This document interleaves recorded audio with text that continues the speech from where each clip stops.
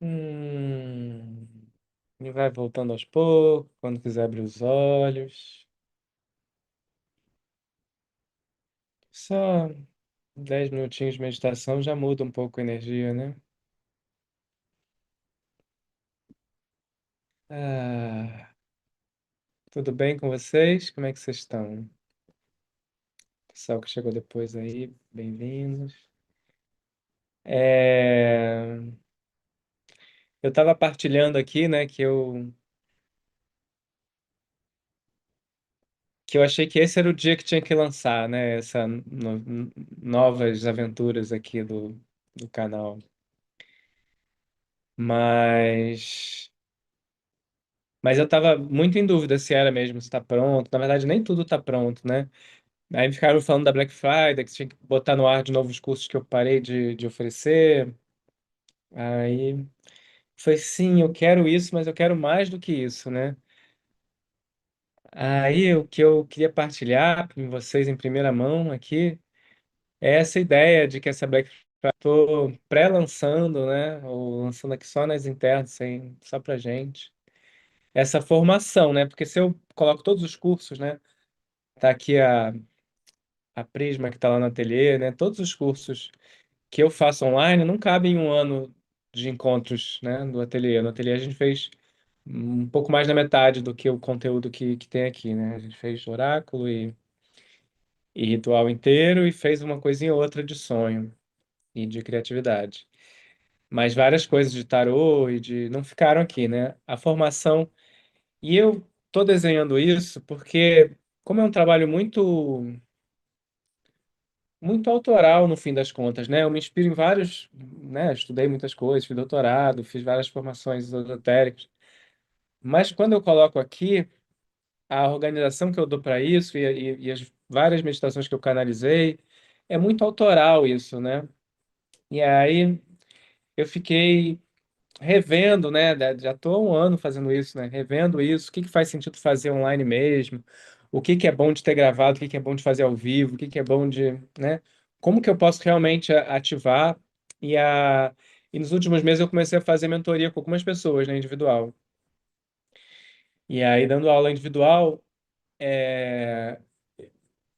eu comecei a observar outras coisas, né? Eu falei, não, mas eu tô fazendo individual, né? Que acaba que eu não consigo fazer com tanta gente, né? Um de cada vez não consigo fazer tanta gente, mas daria para fazer com um grupo também. E como seria isso, né? E aí eu precisei rever todo o meu minha trajetória aqui, né? E as questões que eu fui vivendo, né? Para chegar nesses conteúdos que tem aqui, que é essa junção de arte e magia, né? E aí eu pensei em contar um pouco isso, né? Dos desafios que eu fui passando e de como que eu fui entendendo o que que é bom de fazer agora, no momento que nós estamos aqui. E vou passar isso aqui para várias pessoas já me conhecem, já viram isso alguma dessas partes algumas vezes, né? Mas enfim, como é que tá isso? Ah, tá no geral, calma aí. Visualizar uma página. Eu começo a fazer meditação em 92, né? Com 15 anos, né? E eu já fazia. Eu era uma criança um pouco esquisita, né? Uma criança com traços autistas e tal. E eu fazia muita cerâmica, né? Eu tinha feito ateliê de cerâmica bem criança e eu fazia sempre em casa. Eu fazia bonequinhos, né? E coisas, cerâmica figurativa. E era a minha meditação pessoal, né? Com 15 anos eu tenho a Eco 92. Isso aqui é uma foto da tenda de meditação que tinha na Eco 92. Do pessoal do Osho, né? Que a minha mãe estava na organização também, enfim, tinha vários amigos na organização dela e tal. E eu começo a fazer meditação e cai muitas fichas, assim, né? Logo depois do Deca 92, a gente fez um retiro Zen, e no retiro Zen, o Zen tem muito uma coisa da meditação em movimento, né? Então a gente arrumava a casa Zen, sem falar nada, né? Todo em silêncio. A gente cuidava do jardim, a gente andava em silêncio, ficava tudo em silêncio. E essas ações em silêncio me pareceu muito com uma experiência que eu estava tendo no teatro, né? Na época eu comecei a fazer teatro. E eu comecei a pensar que era isso, né? Era um caminho, para mim era um prazer tão grande estar presente que eu nem me ligava muito que era teatro, né? É muito mais a presença, né? E aí, e aí eu fui fazer a minha graduação em teatro muito por conta disso, para o teatro ser uma meditação, sem ter muita consciência, né, exatamente do que isso significa, né? Mas eu buscava isso, né? Essa aqui é uma foto do meu primeiro espetáculo, né? Complexiótica, que estreou em 2000, né? Que foi a minha formatura lá na Unirio, aqui na Universidade de Teatro do Rio. E eu era um monólogo, eu falava 50 minutos e tinha muitas ações físicas, né? Eu trabalhei muito com o pessoal de teatro físico. E, e eu tinha uma sensação de não caber, de não encaixar nas coisas, sabe? Eu fiz temporadas disso na Casa da Matriz, não sei, nem quem nunca mais foi na Casa da Matriz, né? Mas era uma casa de show, né? Uma boate, tinha uma sala, uma boate, né? E eu fui fazendo lugares alternativos.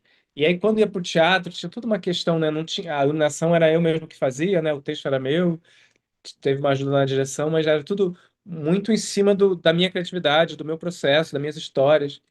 E eu comecei a achar que isso não era suficiente, assim, como que aquilo. Eu não. O sistema do teatro, nessa coisa de fazer temporada em teatro, e tinha toda uma linguagem do que você está falando, como que você vende isso.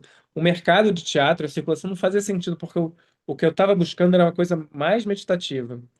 E aí eu fiz uma outra série de espetáculos, que era o cinema manual, que aí já não tinha mais texto, não tinha mais narração, era só imagens em movimento, imagens abstratas, às vezes um bonequinho, como esse da foto.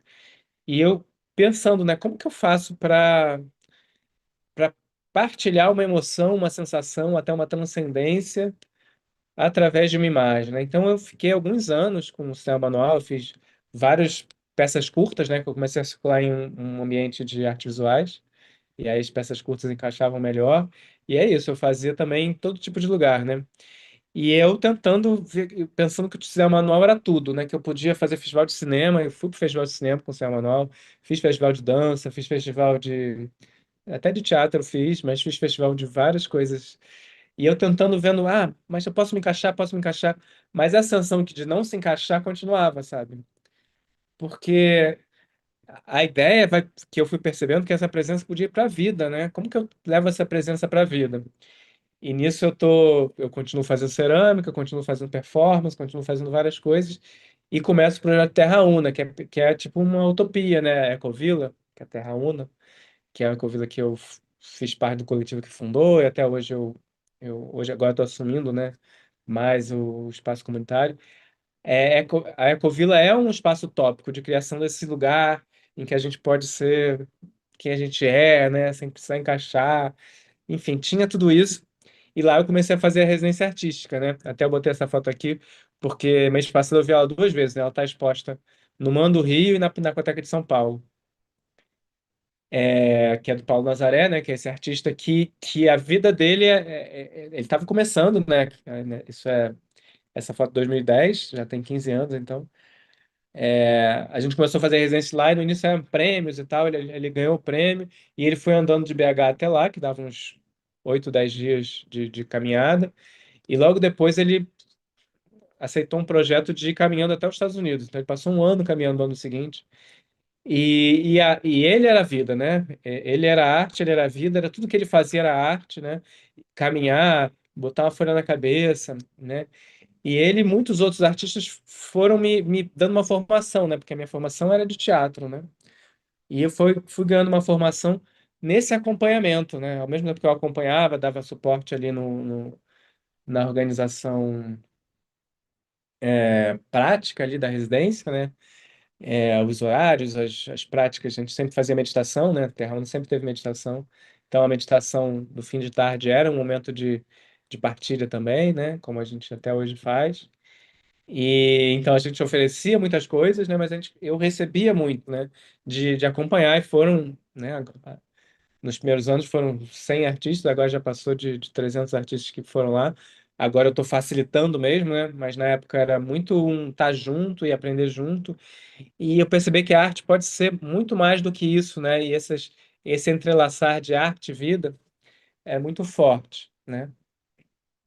É, Tem gente entrando ainda, bem-vindo quem está entrando. E é esse trabalho que eu falo sempre, né? Porque é um trabalho que mudou um pouco a maneira como eu lidava, né, com a arte, que é o materializador de sonhos.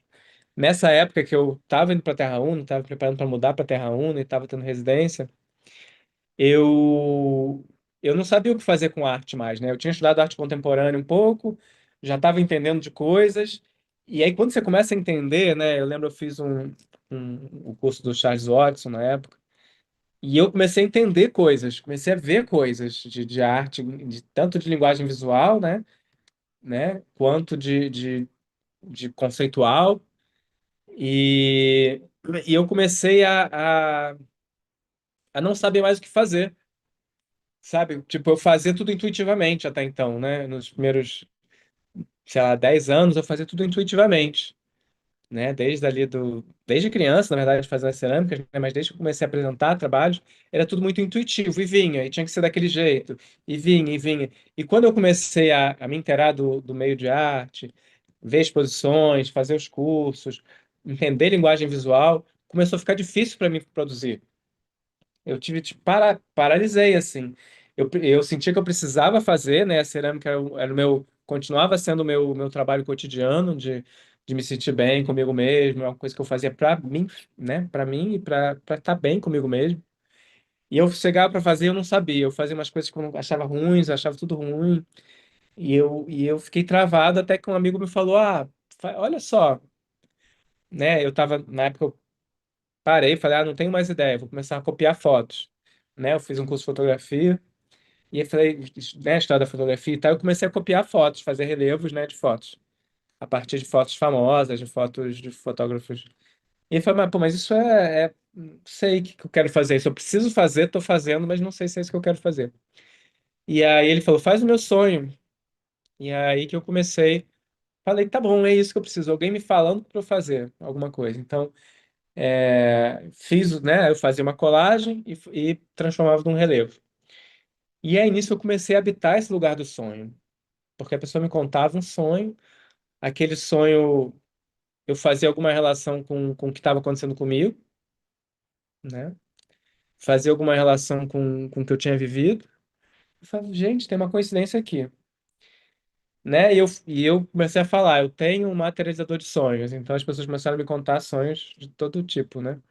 E eu tinha que fazer todos, porque a regra era clara do meu materializador. Eu não podia escolher, né? O objetivo era não escolher, estava muito nessa coisa de teatro racional, né?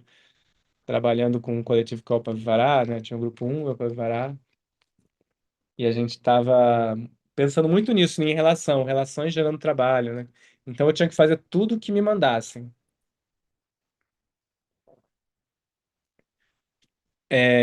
Quem quiser deixar a câmera ligada para mim saber que vocês estão aí, é bom para mim, tá bom? Quem não puder, tudo bem também. É, Mas enfim, eu já contei essa história várias vezes porque é um trabalho que marcou muito, né, o meu processo. E E a partir daí eu comecei a respeitar muito os sonhos, porque eu comecei a ver que os sonhos estavam falando da minha vida, né? Eu comecei a entender o sonho como um oráculo, né? Quando eu falo oráculo, eu sei que tem gente que já fez o curso de oráculo, mas quando eu falo de oráculo, é um pouco a fala do inconsciente, né? É uma fala que, né, é um espelho nosso, o oráculo, né? A gente, né, as cartas ou outros tipos de oráculo, é uma maneira de a gente olhar coisas que tem gente entrando ainda. Enfim, é um assunto enorme, né? Se eu puxar o assunto de oráculo aqui, mas enfim. Mas o materializador de sonhos foi me trazendo isso, tanto o estudo de sonhos mesmo, quanto o estudo de tarô.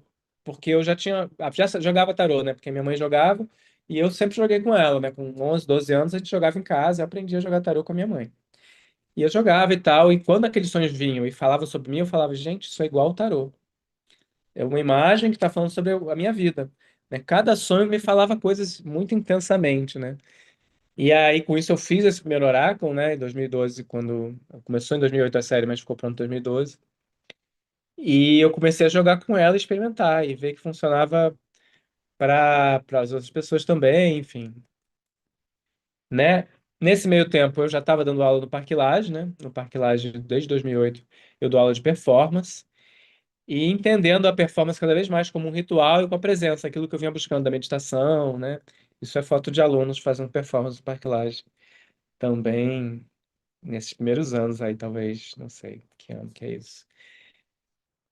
É, mas, mas eu, enfim, eu continuei minha produção, ao mesmo tempo comecei a pensar metodologias, né? De passar essa experiência de presença, né? Então eu ia misturando meio timidamente, né? As meditações, as práticas que eu fazia, né? Fora da arte, né? Eu ia trazendo aos poucos, mas eu não falava muito sobre isso, né? Eu tinha um certo medo de ser taxado aí de místico ou ser desvalorizado por qualquer crença, né? Então eu sempre tinha uma linguagem um pouco abstrata, sempre querendo, né, falar coisas.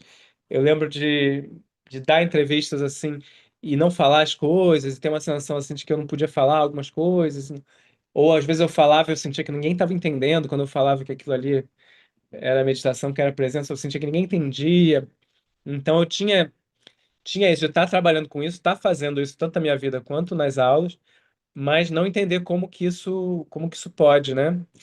E eu botei aqui, eu nem sei que data, né? Porque eu já vinha fazendo várias práticas xamânicas, né? Quando eu falo xamânico, não é de nenhuma tradição específica, né? O xamã é um termo genérico, né? De 1950, sempre que eu falo xamã, eu tenho que falar isso, né? 1950 tem o Mircea Eliade, ele define xamanismo, né, a partir do povo da Sibéria, e ele define todos os animistas com isso, né? Então, eu fiz um curso uma formação, né, vários cursos de linguagem de luz, que é de manipular a energia através das formas geométricas e emanar formas, enfim, vários, esse tipo de coisa que eu não conseguia falar isso para as pessoas, que eu estava emanando formas e que isso era real de alguma maneira, apesar de também ser simbólico, né? Enfim, e eu fazia essas relações na arte, mas eu tinha muito receio, né, de parecer estranho, né?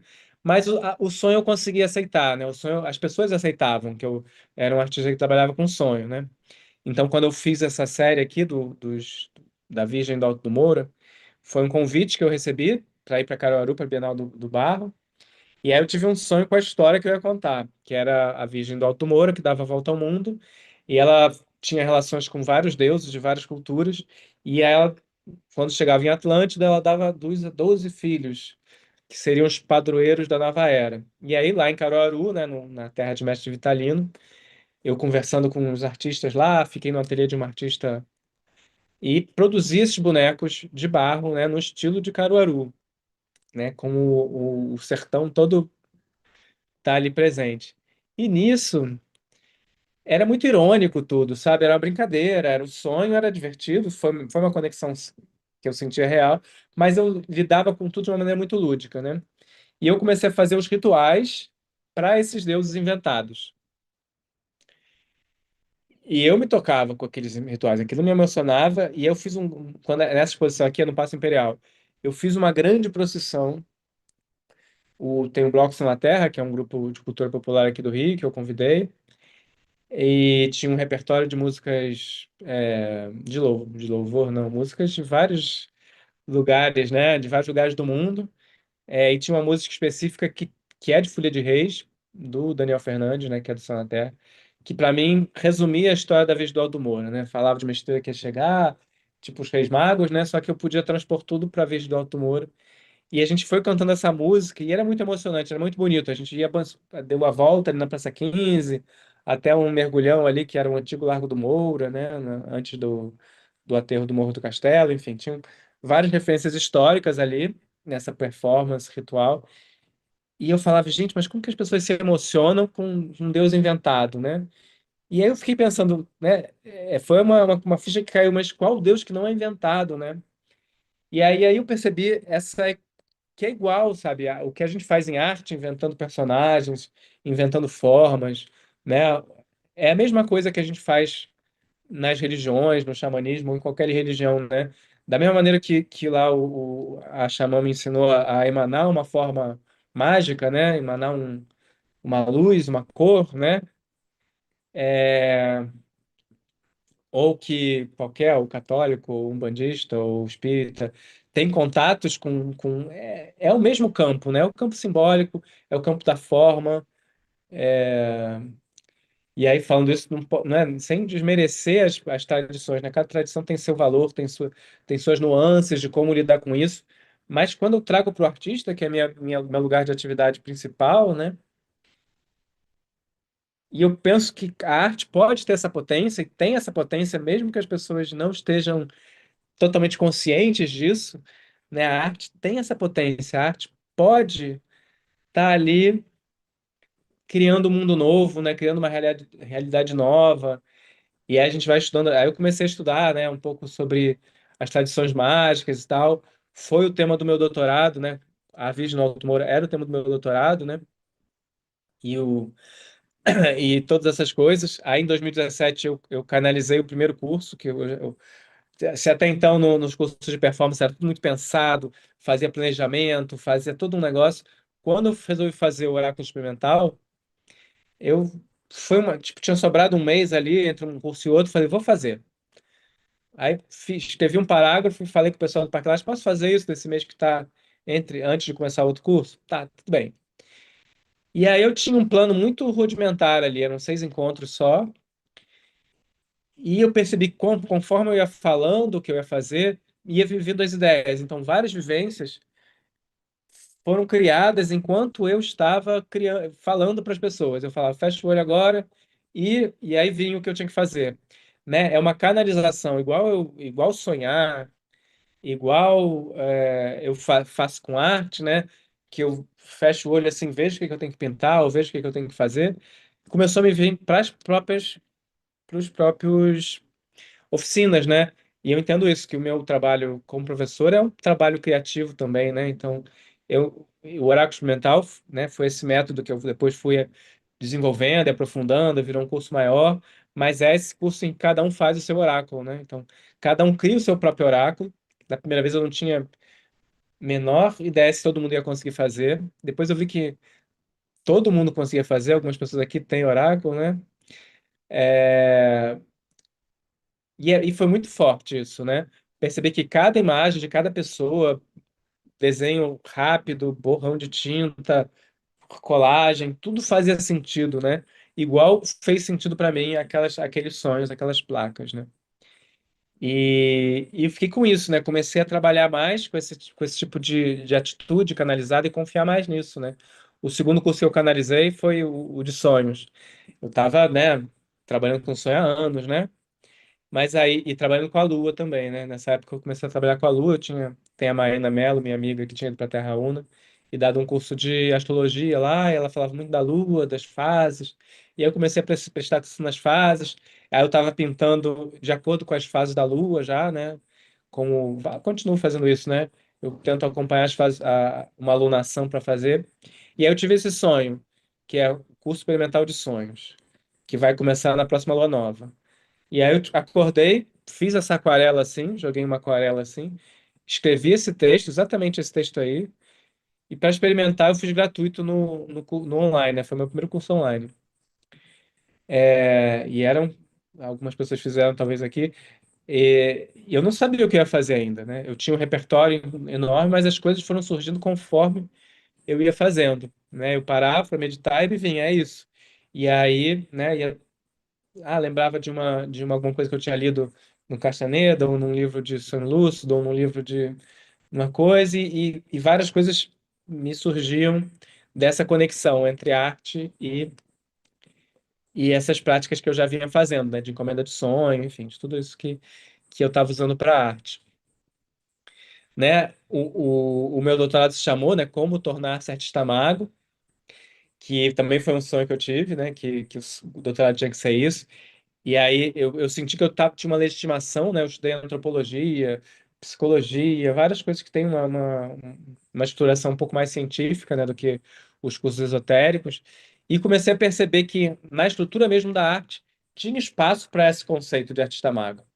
Tinha espaço para a gente ser artista mago, né? E assumir isso. E comecei a perceber que isso era um grande tabu, né, no mundo da arte que você pega uns artistas que que eram sacerdotes, né? Mondrian era sacerdote, Kandinsky também fazia todas as meditações, coisas, todos os modernistas, eles tinham uma pegada esotérica muito grande, do Champ, e fora os que são ligados a tradições espirituais mesmo, ou eu comecei a perceber que não só era muito comum, como era raro um artista que eu não conseguisse identificar como artista mago, que não usasse alguma prática que eu identificasse, ah, mas ele está fazendo isso? É uma prática xamânica, né? Porque o que que o xamã faz? Materializa imagens, né? Ele visualiza coisas e materializa. Ele dialoga com o sonho. Ele entra em estado de transe. Aí tem artista que, sei lá, pega até um Pollock, né? Que é um artista ateu e drogado e tudo mais. O Pollock, ele entrava em estado de transe para pintar, sabe? E aí você vai ver no documentário, ele começou a pintar inspirado nos xamãs que desenhavam com areia na terra, sabe? Aí ele fala, pô, posso fazer igual. E ele entrava, né, na loucura dele lá para pintar. Então, mesmo que não fosse um caminho muito claro, né, a prática era uma prática xamânica, né? E, enfim, aí isso, né, e meu sonho é que tinha que ser um canal no YouTube. E aí veio 2020, eu parei com o curso de performance, transformei o curso de performance no curso ritual, né, que é a arte cura, e percebi esse poder da intenção, né? Uma das definições de magia que faz com que algo seja magia é a intenção, né? Quando a gente faz uma ação intencional, ela já é magia, né? Então, quando a gente faz arte, a gente também está fazendo magia sem intenção, né? Então, é uma magia que a gente não meio desgovernada, né? É meio que o inconsciente pedindo de alguma maneira para a gente cuidar daquilo, né? Aqui eu botei a foto da Jaya, né, minha companheira, que me ensinou o método da Anna Halprin, que é que está do lado dela, né? Que é essa grande mestra americana da performance, né? E ela tem um método de criação de ritual que eu uso nos cursos, né? Nos cursos de arte cura. E junto com o Jodorowsky, né? Que foi outra grande referência que eu também comecei a estudar em 2018. Em 2020 eu fiz uma formação com o Christopher, né? Que foi assistente dele. E, né? De psicomagia, das ferramentas do Jodorowsky, né? Então, em 2020, meio que fechou isso. Eu entendi que era isso, né? E aí, desde 2020, eu tô com o canal Artista Mago, tô nesse processo todo de criação, né? De como que eu faço para, né? São dois caminhos, né? Como que eu faço para a arte ser um caminho espiritual?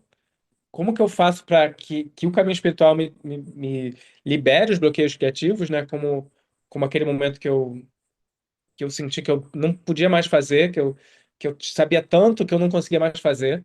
E eu vejo muitos artistas no doutorado mesmo, né? Muitos artistas no mundo que não conseguem produzir porque sabem demais, porque pensam demais, né? Algo que era para ajudar, você começa a se comparar, começa a achar que não tá bom, começa, sabe, pensar, não, então eu tinha que estar fazendo aqui um devir, e aí você vem com um conceitozão e isso trava tudo, né? Então, é, foi um pouco isso, né? Então eu fiquei bastante tempo nos últimos anos trabalhando nessas ferramentas, né? Aqui eu botei um slidezinho só para mim no final. Fiquei muito tempo trabalhando nas ferramentas, né? Nessas ferramentas principais, né? O oráculo, né? A criação de baralhos oraculares, o tarô mesmo, né? Eu também ensino tarôs Marcélia. É, os rituais, como faz um ritual, o que que é um ritual, e o sonho, né? E paralelo a isso sempre tem a arte, né? Sempre tem o processo criativo. Né? Eu comecei, quando a gente voltando à pandemia, a gente começou o Ateliê Artista Mago, né? Que tem sido muito legal, porque eu consigo botar essas ferramentas junto com outras coisas, junto com um pouco de um acompanhamento mais próximo do processo criativo, que a gente conseguiu fazer um pouco, e que vai aumentar, né, no presencial. E é aí que eu comecei a pensar nessa formação, que é um acompanhamento, né? Nas mentorias que eu estou fazendo agora, já estamos na quarta pessoa fazendo mentoria, né? Eu comecei no início do ano, né, que eu comecei a fazer mentoria, porque me chamaram, né? Eu preciso, né? Uma amiga ex-aluna me chamou porque ela tinha ganhado um prêmio, a Juliana, tinha ganhado um prêmio para fazer uma individual no museu lá de Ribeirão Preto, e ela tinha um trabalho super interessante, e ela tinha travado, sabe? Fiquei doente de nervoso, porque eu não sei o que eu vou fazer, o que que eu posso mostrar. E aí a gente fez a mentoria meio que para destravar, e ela fez uma exposição linda, fez vários trabalhos novos para exposição. E eu fui pensando isso, né? Porque isso eu não fazia muito nos cursos online, né? Eu não escutava tantas pessoas, né? Eu via o trabalho específico que estava sendo produzido para o curso, né? E agora eu estou fazendo isso, né? Cada pessoa está com uma abordagem diferente, né? Nessas mentorias que eu estou fazendo. E aí eu fiquei pensando, se eu junto a mentoria com as ferramentas, né? Eu tenho uma formação, né? Eu tenho um projeto pessoal, né?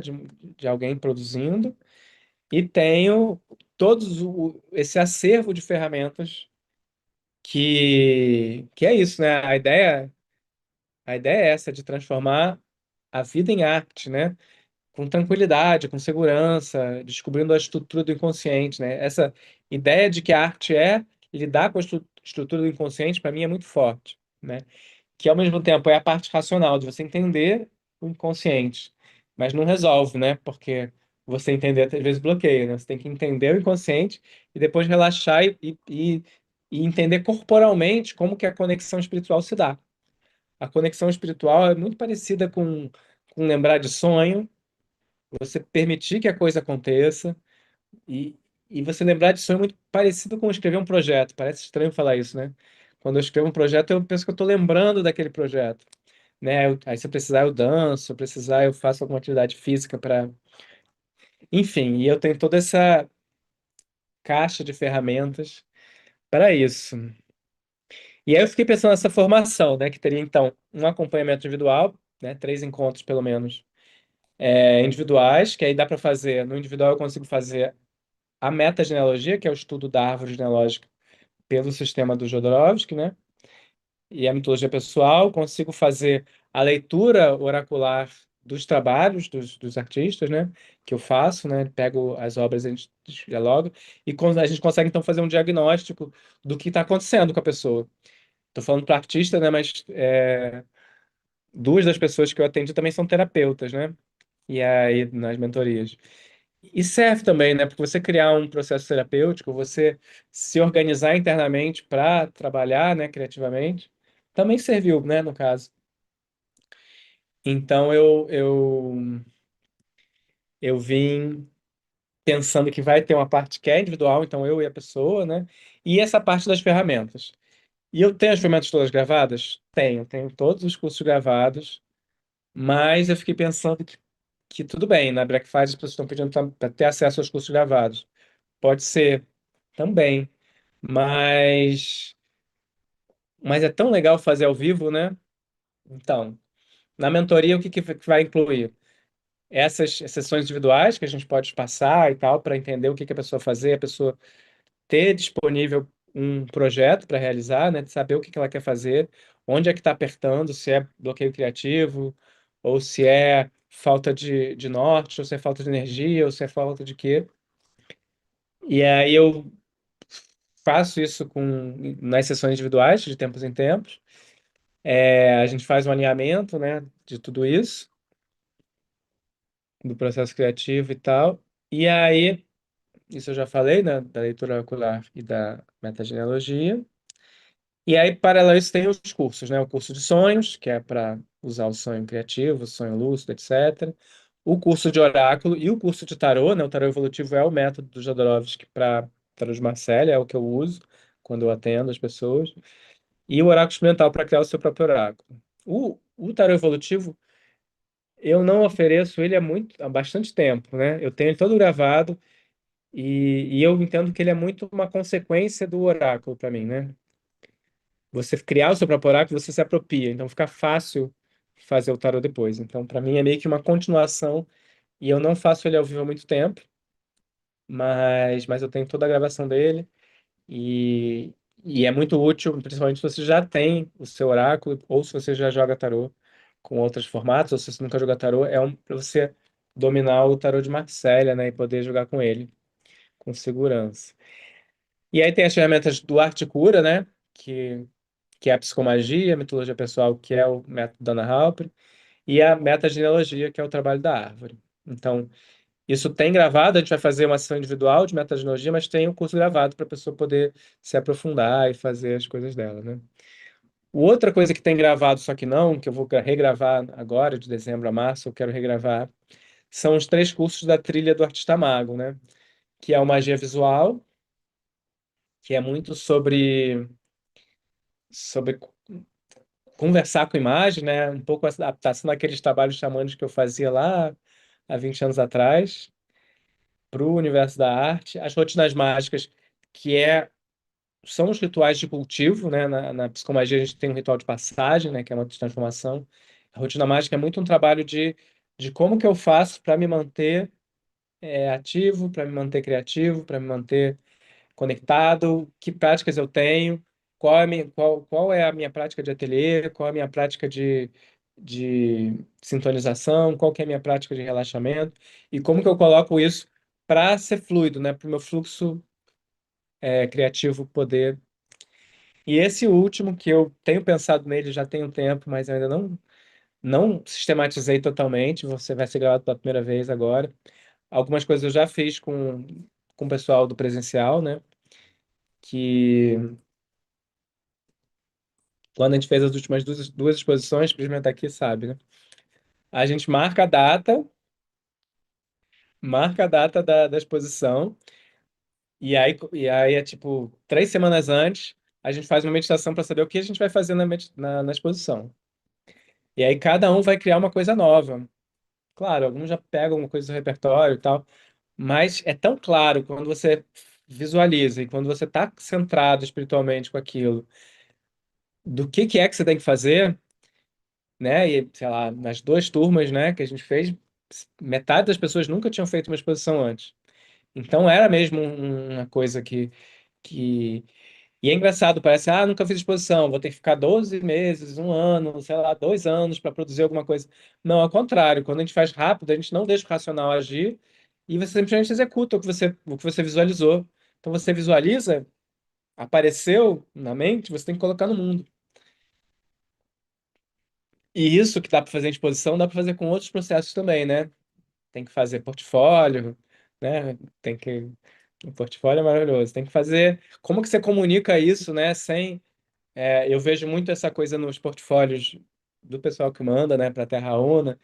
Algumas pessoas têm receio, né, de colocar as partes mais místicas, e aí não sabem como colocam. Outras pessoas escondem totalmente, né? Aí faz um trabalho pro Oxum sem falar que é pro Oxum. Mas, sabe, tem esses dois lados, assim, sabe? Mas por quê? Né? Como que a gente consegue falar as coisas com sinceridade, com verdade, né? E ao mesmo tempo dialogando com o mundo, né? Então, essa interface que eu tenho feito, não é que eu não, agora eu tô ótimo, não, eu sofro preconceito na universidade, nossa, bateram muito em mim na universidade, né? As pessoas, esse preconceito existe no mundo, não é que não existe, que você vai falar que é um bandista e vai mostrar o seu trabalho umbandista e vai estar tudo bem. Não, mas você tem que estar tem que estar com muita convicção, né? Seja um bandista, seja ET, seja cristão, seja o que for, tem que estar muito certo do que é, para você não sofrer essa interferência, né? Porque preconceito é uma interferência, né? E, e não está em nada errado, né? Atualmente está até na moda, né? Nos últimos anos se valorizou muito, né? Agora a Bienal de São Paulo tá lá com a minha amiga Keina, né? Que é uma das curadoras lá, que valoriza muito a magia, né? Na abertura teve uma folia de reis, né? De um espaço lá periférico de São Paulo que abençoou toda a Bienal com o negócio, estiou um mastro, instaurou um espaço sagrado ali na Bienal. Tinha uma preocupação mágica ali de instaurar, né? A abertura ser uma instauração também. Tudo isso tá nas margens aí desse sistema. Não é que é uma coisa totalmente como já foi, né? Talvez, né, uns anos atrás era totalmente absurdo, um tabu muito maior. Tem brechas, né? Mas claro, ainda tem muito preconceito. E como que a gente se coloca pensando que é esse lugar de interface, de comunicação com o outro, né? Eu não preciso que as outras pessoas acreditem na mesma coisa que eu, mas eu preciso ser respeitado no meu espaço, no que é, né? E eu preciso ser sincero com isso, né?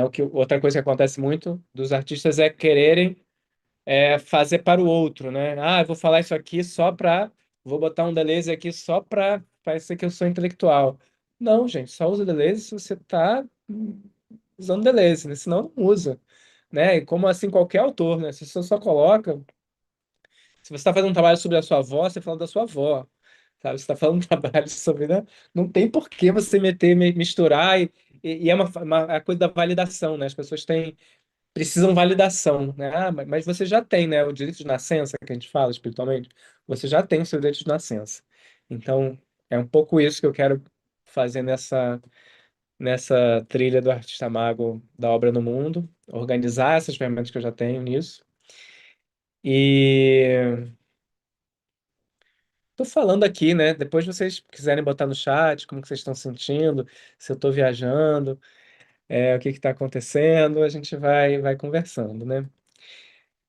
Então tá, as ferramentas são esses 9 cursos no total, né? Claro, tem cursos maiores e menores, né?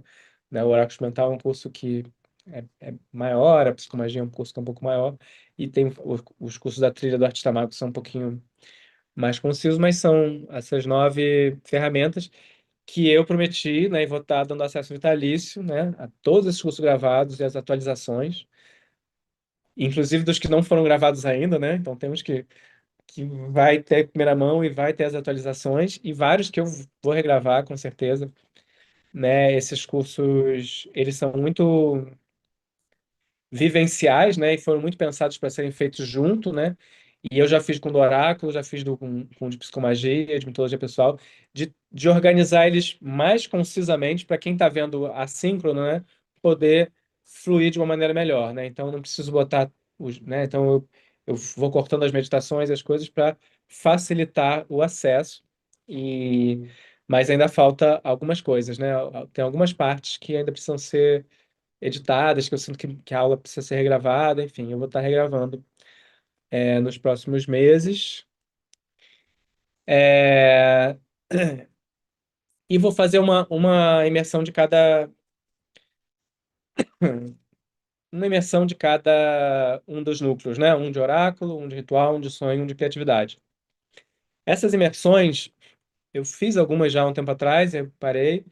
São 2 dias inteiros que a gente se coloca, né? Um sábado e domingo que a gente se coloca e a gente passa pela raiz da ferramenta e não tem como não executar, né? Porque gravado tem muito isso, da pessoa deixa para depois, vira aquele livro na biblioteca aqui empoeirado. E eu tenho um certo nervoso disso, de virar livro empoeirado. Então, essas imersões são para fazer junto. O conteúdo é o mesmo do que está nas trilhas gravadas, e depois dá para fazer também gravado, né? Também tudo fica gravado, né? Mas é meio que um momento de fazer junto, né? E de tirar dúvida junto, e de fazer tudo junto. Aí nisso, no fim de semana, eu tava ali com a minha amiga lá na exposição que teve no fim de semana. Ela falou, mas se você botar todos juntos, essa Black Friday vai ficar muito cara. Talvez fique cara, mas enfim. Mas assim a gente dá o desconto e faz o negócio, né? Mas enfim. Coisas novas que eu inventei, que é paralelo a isso que a gente está fazendo, né? Caixa de primeiros socorros. O que que é primeiros socorros? Eu comecei a fazer isso, depois eu parei, agora eu quero reorganizar essas ferramentas. Tô sem energia, né? Alguém me pergunta, tô sem energia, o que que eu faço? Aí eu tenho 3 ou 4 práticas boas, né? Pode dançar, pode fazer uma respiração, tem essa, tem aquilo. O que eu faço, né? O que eu não faço, mas que tenho ali, que eventualmente a gente faz, né? Para começar um projeto. Como é que começa um projeto? Bom, tem meditação para começar projeto. Para se sintonizar. Eu tenho todas essas coisas que eu uso para mim e eu vou colocar, também é uma coisa que não está disponível ainda, mas quem, né, entrar aqui em breve vai ter acesso, a caixa de primeiros socorros do Artista Mago. E enfim, novidades, é legal, eu gosto de fazer coisas novas, né? Então, estava animado fazendo essas listas ali. Outra coisa que eu fiz, eu tô 2 meses conversando com a Sônia. Ai, ai. Ai, tô falando muito rápido, né? Tô com a garganta seca. Ai, ai. Mas vamos lá. A Sônia é uma IA que lê sonho. O que que eu fiz, né? Eu fiz esse agente de A, né? Que você, né, lá você pode fazer os agentes a partir do meu repertório, né? E da maneira como eu leio. Então, eu peguei minhas referências lá, junguianas e Mircea e Campbell e uns autores xamânicos e tal. Juntei ali e falei mais ou menos os passos que ela tinha que fazer, né? Os passos que eu acho que são. Porque as pessoas leem sonhos de uma maneira muito. E as primeiras vezes que eu testei, sem fazer isso, é muito duro as leituras que surgem, né? É muito. Aí eu falei, não, não é isso. Eu preciso de que tenha um acolhimento, que tenha uma tranquilidade. Então, eu fiz né? Tem um prompt grande e tal, que eu testei um pouco, depois modifiquei, testei de novo. Tenho achado ótimo. Ela sugere rituais, às vezes, quando é o caso. Ela lê imagem, você manda uma foto, ela consegue ler a imagem.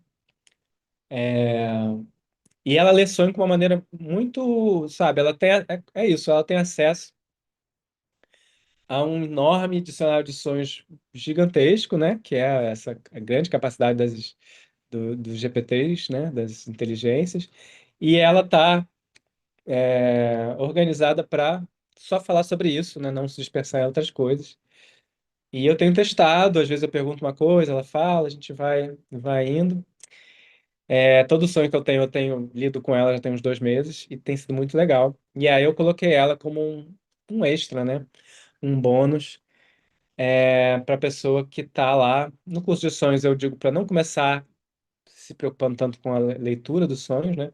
Mas é muito gostoso, principalmente se é uma leitura amigável, né? Não é aquela leitura invasiva e que às vezes acontece, né, no mundo dos dicionários, né, dos símbolos. É uma leitura amigável, pode ser isso, o que que você sente, né? Uma leitura que é a maneira mais ou menos como eu faço. Tem sido muito gostoso usar a Sônia. A participação na exposição coletiva anual. Eu botei laboratório, né? Daqui a pouco eu falo do laboratório. A gente vai estar, né, fazendo uma formação, cada um está fazendo o seu projeto, né, do que seja, e a gente faz uma exposição que participam os alunos do presencial. E ano que vem eu quero que participe também os alunos do online que tiverem nessa formação. É uma exposição, né? Às vezes um fim de semana, ver se eu consigo fazer um pouco mais de tempo, enfim, estou vendo ainda o espaço, mas a gente faz uma exposição coletiva com os trabalhos de quem tiver, né? Foi o convite desse ano, né? Que a gente fez um fim de semana aqui no Rio de Janeiro, nesse espaço que é muito gostoso, lá no Botafogo. Isso aqui era uma obra de uma das pessoas. É, Muita coisa, né, gente? Tudo bem até aqui? Eu falei demais já. E aí eu fiquei muito na dúvida disso, né? Eu quase botei, quase não botei. Falei, vou botar. Que é, né? Eu já coloquei as imersões, as sessões individuais, os cursos todos, né? Aí tem a comunidade, né? Que a comunidade claro, tem um grupo de WhatsApp, tem eventos que a gente faz. Isso aqui, ó, vai ter outro agora no final do mês lá no Parque Lage. Eu sempre chamo os ex-alunos para participarem dos eventos que tem presenciais, né? Da exposição coletiva. E eu fiquei muito na dúvida, tanto que eu tirei daqui. Eu falei, não, não vou botar, não, porque isso vai fazer com que o produto seja muito absurdo. Vou botar aqui primeiro. Então, já que eu falei que não vou botar, eu botei, cadê? O laboratório. Botei lá no final. O laboratório é o equivalente ao presencial, né? O Ateliê Artista Mago. Encontro semanal. Só que no Ateliê Artista Mago, eu tenho dado muito tempo para ficar nas ferramentas, né? Para passar pela ferramenta do oráculo, para passar pela ferramenta do ritual. E no laboratório, como vai estar tudo gravado e tem as imersões, eu vou poder me dedicar a aprofundar coisas, a trazer vivências novas, a trazer convidados, né? Há um tempo que eu quero trazer alguns artistas para falar e para acompanhar o processo das pessoas, né? Eu já vou estar acompanhando individualmente, mas trazer para mostrar os trabalhos, para a gente conversar sobre os trabalhos, para o grupo poder acompanhar, né? Porque o grupo ajuda muito, né? E aí eu botei então só para quem entrar até amanhã essa ideia de participar do grupo de acompanhamento por 6 meses. Porque só o grupo de acompanhamento já é, né? Enfim, já tem um valor aí. que aí faria com que se a oferta ficasse muito grande. Eu falei, não, mas quem entrar até amanhã vai poder participar também, né? Já, além de tudo que a gente já falou, das imersões e tal, também do grupo de acompanhamento. E aí vem a questão lá de quanto que custa. Eu passei aqui correndo, né? Quanto é que custa? Para quem é? Para vocês, a maior parte aqui também conhece, né? Tem o Igor e o Hugo aqui, que eu não conheço, mas a maior parte das pessoas a gente já conheceu, né? Então, é isso, a gente é para artistas, mas não só para artistas, é para essa união do espiritual, né, com a arte. Não é uma coisa que vai resolver do nada, né? Tipo, não, enfim, não é uma receita, uma técnica que você faz sem estar presente, você tem que olhar para dentro, tem um trabalho de introspecção e de desenvolvimento pessoal fundamental, né? E a ideia é transformar a arte num caminho, formar, né? A formatura é um ritual de passagem também, né? Eu penso em fazer até um diploma, fazer alguma coisa assim para marcar isso, né? E a ideia é que a gente possa transformar esse caminho do artista mago num caminho tranquilo, né? Para a gente entender que tem uma estrutura para se basear, ter a conexão espiritual e não ter os bloqueios criativos. E aí eu fui fazendo as contas lá de quanto ia dar isso, né? Se fosse os cursos gravados por um ano, né? Todos aqueles 9 cursos. Mais as imersões, já dava 16 mil. E fora isso que eu não precifiquei a Sônia e nem a Caixa de Ferramentas, que daria mais um pouco, mas enfim. E a renovação infinita, né? Porque isso é por um ano, né? Então agora vai ser, vai ficar na biblioteca mesmo, né? Mesmo porque não dá em um ano para você fazer tudo.